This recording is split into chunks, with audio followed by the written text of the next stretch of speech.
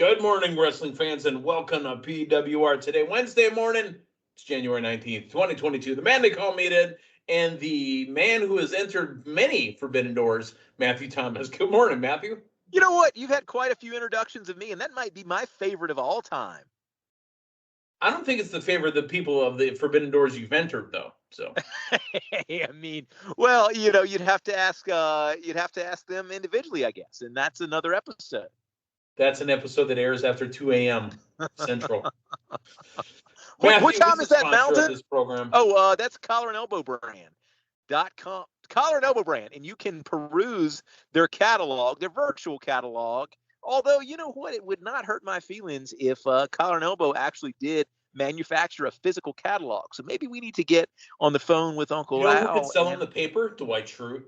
Yeah. And, wouldn't that be the thing to do? Give him a good, 10-month head start. And around, right before Thanksgiving, you start getting the Collar and Elbow Christmas catalog in your mailbox, man.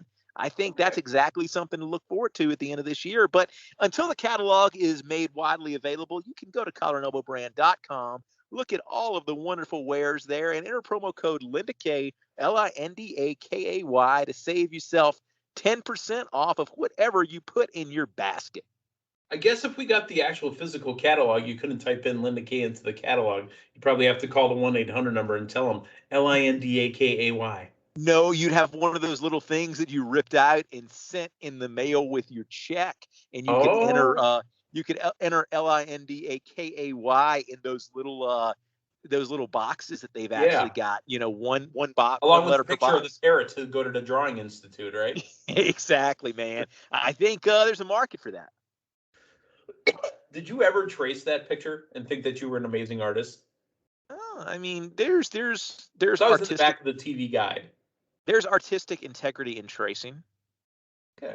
I'm just saying, did you ever submit that and say, hey, I'd love to be in here and look, it's a tracing. It's the exact same thing. Yeah, I can't say that I did, but I mean, I imagine there's quite a few people who've done that. Yeah, I'll tell you, Meathead did it. All right. So moving on. WWE, it looks like they may be interested in the former Ring of Honor Women's Champion, Rok-C. I can definitely see this. Rok-C just dropped her Ring of Honor Women's Championship last week, Thursday, on Impact to Deonna Purrazzo, former WWE NXT talent as well. Matthew, as I see this young lady here, she has got the look of a WWE talent, 100%. Well, hey, since it's like less than 2 weeks away from the Rumble, if you're that interested in it, enter, make a move. And hey, there's all kinds of forbidden doors apparently opening up at the Rumble this year. So go ahead and have her walk right through. She just fresh off of dropping the strap, it's time to walk right through that forbidden door. Yeah, and she was trying out at the WWE Performance Center in one of their tryouts. So it's not like this isn't, a speculation. She's been at the Performance Center and she has tried out, and there's huge interest in signing Rok-C. Let's talk about some sad news, actually. Don West, the voice of Impact Wrestling when it got kicked off along with Mike Tenay, the cancer's back. And Don West is he's struggling, friends. He's got the cancer again. He's going through the chemo again. And Don West is really, looking for, I would say, support. So if you want to, go ahead and go to the Google, take a look for Don West. But he's got battle against lymphoma. Yeah. No, that's sad news to hear. I know that you've reported on it several times, and that's not a good update that I don't think anybody wanted to hear. Well, here's another update. Linda and I have talked about it this week. Cody Rhodes is a free agent. Newsflash, folks, Cody Rhodes will not be at the Rumble next week. Matthew, we have, and I kind of want to make this conversation segue into something else. Linda and I talked about it when it was announced that Mickie James was going to be in the Royal Rumble, and she's the current Impact Knockouts champion. As mentioned by Pat McAfee, current Impact Wrestling Knockouts champion Mickie James walking through the forbidden door into the WWE Royal Rumble. Cody Rhodes has no contract with AEW. He'll be on Dynamite tonight, but folks, Cody Rhodes will not be at the Rumble next week. No, but good on them for stirring the pot a little bit. I think that's something that we as wrestling fans, it gets us talking, and it gets us saying what if. And good on them for just keeping things, giving us a news item. And hey, I mean, they know what they've done. So AEW is pretty smart. So I would imagine some type of allusion to it tonight. I think they mention it verbally, but I think Cody will want to remember he's an executive vice president. He's the EVP of AEW. There's no reason for him to be in the Royal Rumble next week. No. But if anybody were to do it, and let's talk Forbidden Door. If anybody were to do it, if it were to happen for anybody from AEW, wouldn't it be Cody? Or Christian. Maybe that was something in the deal they made with TNA back in the day. It's like, hey, if another company should materialize that you should sign up for, we get to use you as a talent exchange. But I mean, in all seriousness, though, I mean, wouldn't Cody be the one being the EVP? He's the face of the company. He's the one that runs the company. Here's the thing. If that's what we're talking, here's the way I see it going down. I don't see Cody Rhodes appearing at the Rumble. I see Stardust appearing at the Rumble. So therefore, Cody Rhodes never appears at the Rumble. Stardust appears at the Rumble. It's a WWE owned property, and that's what gets people talking. I'd be okay with that. Are you okay with that? Yeah, no, absolutely. And the Stardust and Goldust show up. And here's the thing. I don't necessarily think it's going to happen, but I don't think it's outside the realm of happening. We've got Mickie James in the Women's Rumble, so you really have to acknowledge the fact that we're in a little bit of a different era right now. She will not be the first person to be a current title holder in another company to appear in a Rumble. Matthew Thomas, do you remember when the WCW Hardcore Champion appeared in the WWE Royal Rumble? Ooh, I don't. Refresh me. Haku, the Barbarian, was the current WCW Hardcore Champion, and Haku, his name in WWE, showed up in the Rumble. Interesting. Yeah, that's not mentioned at all, but I mean, he was a current WCW title holder. Interesting. No, it's an exciting year, and here's the thing, man. I've been going back and forth on whether they did the right move by revealing Mickie James this early or letting it be a shock to everybody. I think they've made the right move to build the anticipation because, hey, it's got us talking about the Cody thing, and I think you are going to have a sizable segment of that audience that really gets behind Mickie James. Secondly, Mickie James. She coming out to Mickie James music from WWE? Is she going to be hardcore country? So I read a report yesterday. I can't verify it, but I did read what looked like a fairly convincing report that it's hardcore country and she's coming out carrying the title. The Impact Knockouts Championship on WWE TV. Is that what you're telling me? Yeah, that's what I'm telling you. And that is kicking the Forbidden Door wide open as far as WWE is concerned. I mean, that's a big, big move for that company. All right, let's talk about the negative of what it is. Yeah, the negative. Well, let me set you up, and I'll let you knock them down. Yep. Is WWE already an owner of Impact Wrestling, and are we being kayfabed? Interesting.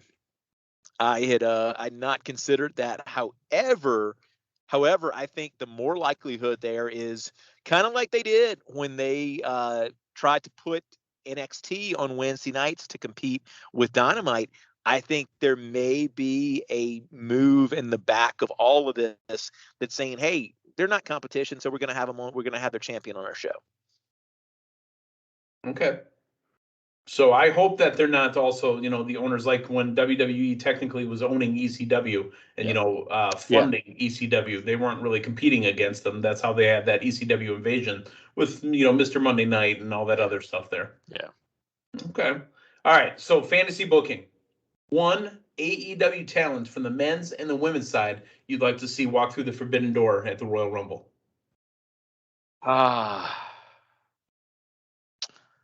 I mean, women's, you got to go. If you were to do that, my goodness, Britt Baker is who you put your top star up there.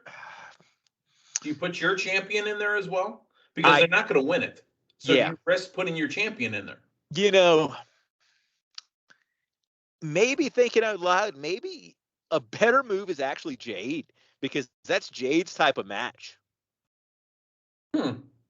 Jade Cargill, huh? Yeah, I think AEW would have more to gain. But they already have Jade Cargill in WWE. Your name's Bianca Belair.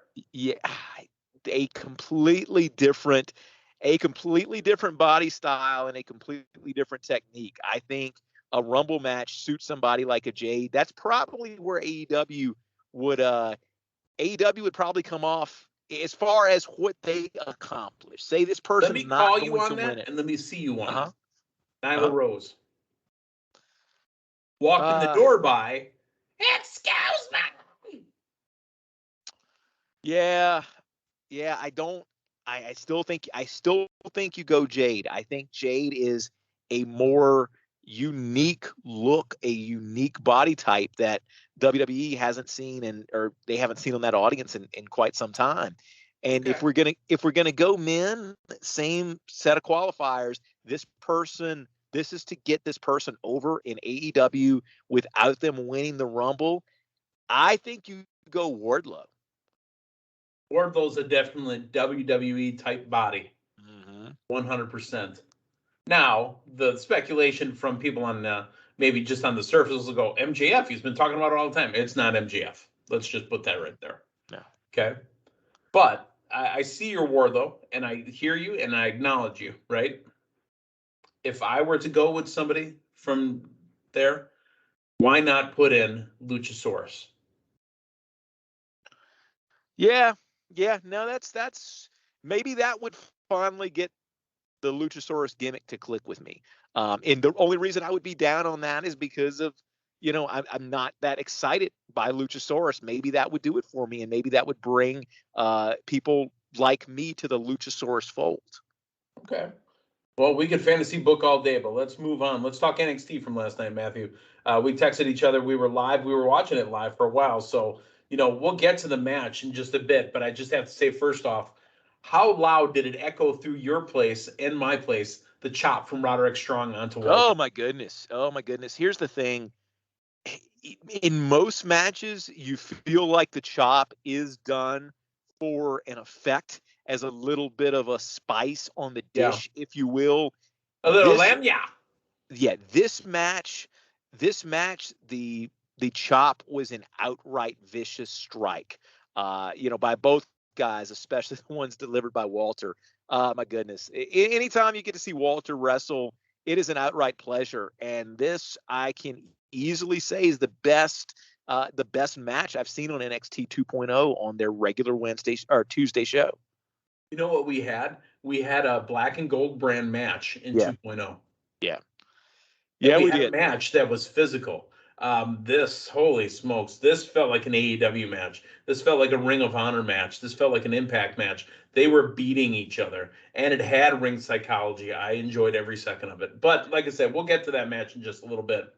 Let's talk about the opening to NXT last night. And yeah, let me talk to you. Our guy showed up. He was handed back the reins to NXT by AJ Styles last week, apparently. So now LA Knight is allowed back in the building. And he instantly calls out Grayson Waller for the Waller effect. But Grayson Waller now has a restraining order on LA Knight. I think it's fun and dumb at the same time. Because here's the thing. He said 50 feet, right? You said 50 feet? Yep. The locker rooms aren't even 50 feet wide. Right. So does that mean he can't be there? I mean, I understand it's a story, but if you're expecting me to buy into it and suspend, disbelief, 50 feet is ridiculous. It should have been a no touch, a no contact restraining order. Yeah, and I think there's been a little bit of overkill with Grayson Waller. He's had his hand in so many different storylines here in the last month or so. But I will say what we saw last week with the LA Knight return and with the LA Knight entrance, LA Knight got a star treatment last night. He opened the show. Got garbage music and garbage name, but he got star treatment. Yeah. Yeah, and he opened the show to a very, very positive reaction. So as far as I'm concerned, this is the best that LA Knight has been featured thus far in his NXT run, and that's saying a lot. So if our consistent exposure to Grayson Waller and trying to get the audience tired of this guy to a certain extent, if LA Knight's the guy who is going to put an end to that, then maybe then I think that they've done their job with this.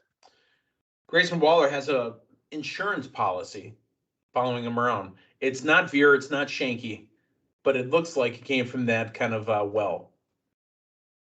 Yeah, but again, I mean, it suits his character in the fact that, all right, this guy's got somebody to fight his battles for him, and we saw the match with Dexter Lumis, and then he's going to have a little bit here with Dexter Lumis, and then he's going to have the feud with LA Knight. So you need something there to extend. But he can't have a feud with LA Knight because he can't get within 50 feet. Yeah. He's going to have a verbal feud with LA Knight.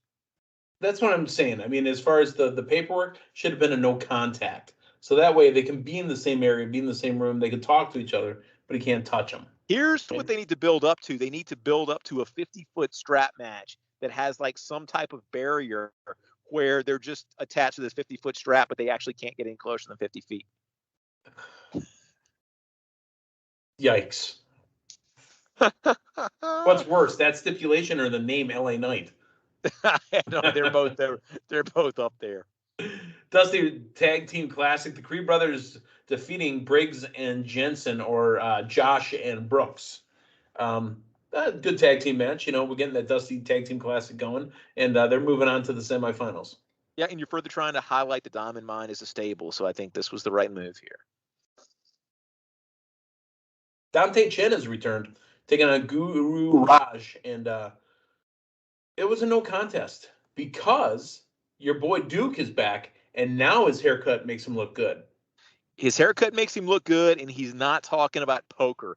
He was a mean heel that attacked somebody returning. So I hope he never references the game poker or billiards or backgammon or hopscotch or pinochle or winks. I hope we get the Duke Hudson that we saw in the breakout tournament that had star written all over him before he got saddled last night.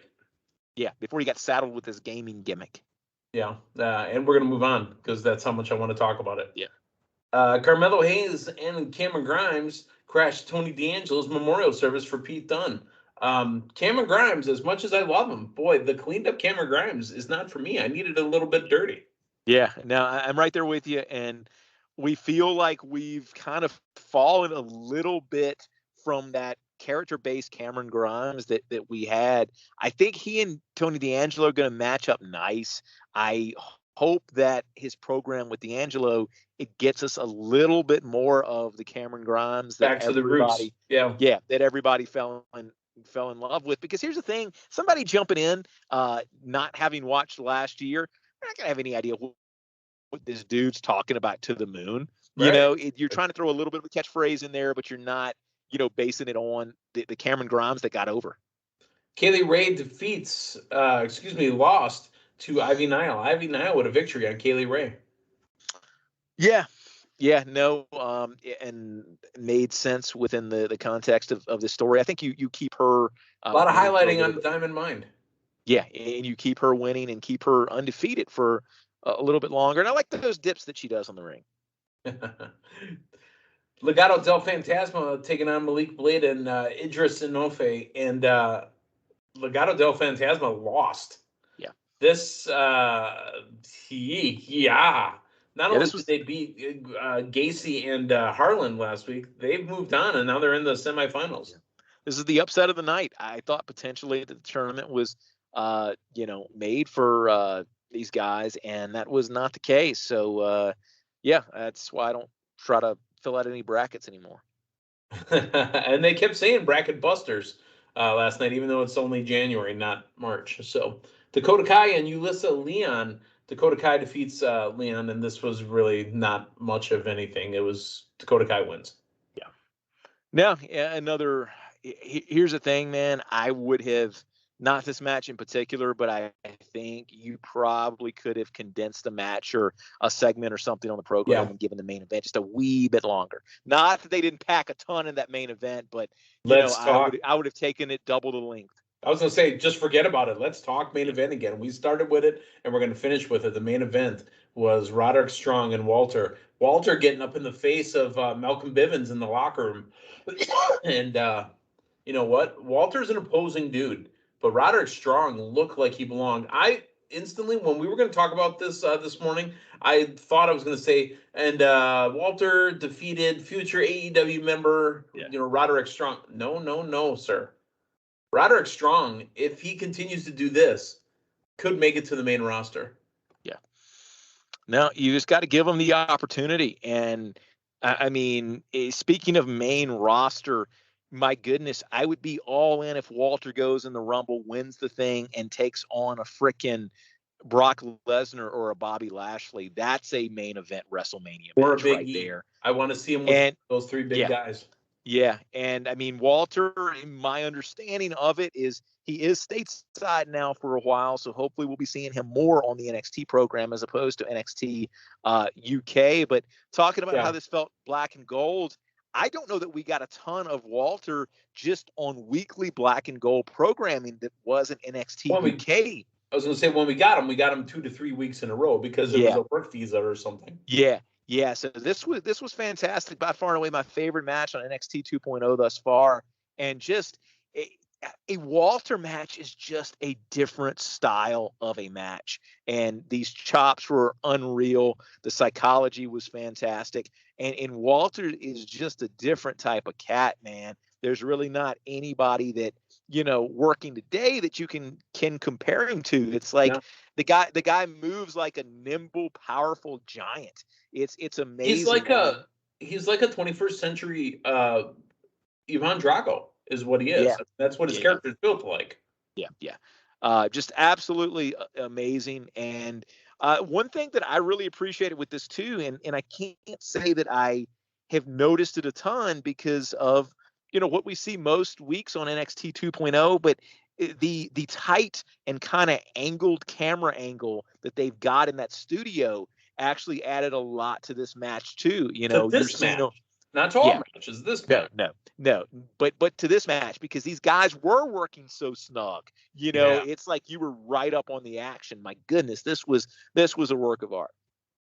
Absolutely entertaining. So NXT, short of talking about, going out to the bars and Brooks and Dunn or Jensen and Brooks or whatever they're going to go hang out with the girls who they don't know how to talk to girls. Come on, bro. Other than that, NXT was fine for me. Tonight, Cody Rhodes will be on Dynamite. He won't be on the Rumble next week. So, Matthew, we've got a lot more action coming up tomorrow morning. For Matthew Thomas, the man they call Meathead, thanks for stopping by. We'll talk to you tomorrow morning. So long, everyone.